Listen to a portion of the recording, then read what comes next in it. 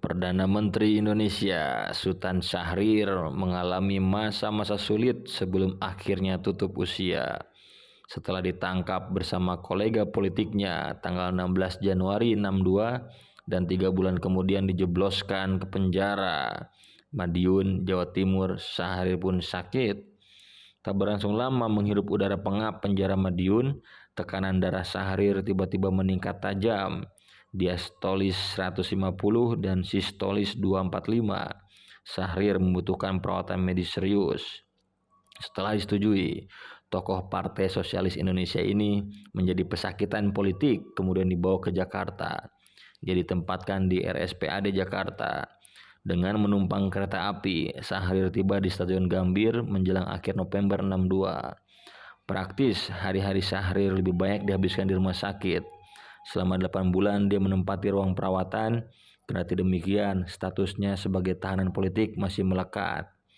Sultan Syahrir dan kolega politiknya, yakni anak Agung Gede Agung, Sultan Hamid, Subadio Sastrosatomo, serta para pemimpin Masyumi, Muhammad Rum, Prawoto Mangkusasmito, Yunan Nasution, dan Isa Asari dituduh merencanakan tindakan subversif.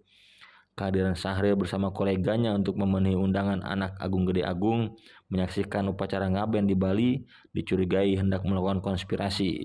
Karena itu mereka semua ditangkap dan ditahan. Subandrio Sastrosatomo menilai tuduhan subversif itu hanya akal-akalan orang-orang Partai Komunis Indonesia, yakni melalui laporan yang dibuat Kepala Badan Pusat Intelijen Subandrio. Syahrir setelah menjalani 8 bulan perawatan di Rumah Sakit Jakarta, kemudian dipindahkan ke tempat penahanan di Jalan Keagungan. Kondisi kesehatannya belum membaik sepenuhnya. Bahkan tahun 63 dan 64, Syahrir mengalami 2 kali serangan stroke ringan. Hidup Syahrir berpindah dari satu tahanan ke tahanan lain.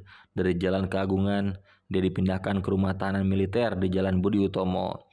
Syahrir mengalami serangan stroke yang ketiga. Kondisinya memprihatinkan.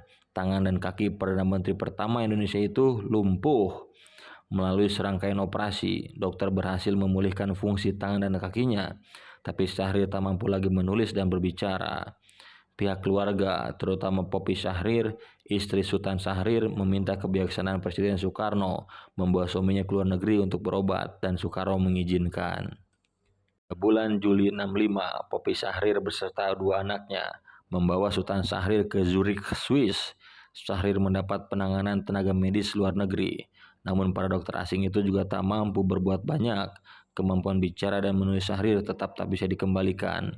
Setelah kurang lebih 9 bulan menjalani perawatan di Swiss, tanggal 9 April 66 Sultan Syahrir dinyatakan tutup usia.